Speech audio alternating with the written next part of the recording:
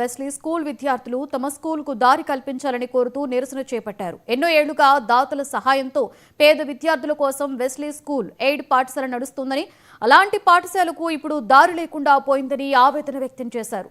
స్కూల్కు వెళ్లే దారిలో ఒకరు తమ జాగా అంటూ కాంపౌండ్ వాల్ కట్టుకోగా మరొకరు ఏకంగా భవన నిర్మాణమే చేపట్టారని విద్యార్థులు తెలిపారు.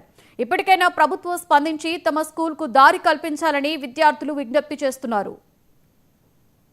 బాలికల ఉన్నత పాఠశాలలో మేము చదువుతున్నాం. దాదాపుగా ఇక్కడ నుంచి రోడ్ ఎంతసేపు ఉంది, కానీ ఇక్కడ రోడ్డు అన్ని కట్టేసారు కాబట్టి మాకు దారి వెళ్ళడానికి లేదు. గల్లీలలో వెళ్తుంటే కూడా ఎన్నో యాక్సిడెంట్లు స్పీడ్ డ్రైవింగ్లో వచ్చి గుద్దేస్తున్నారు.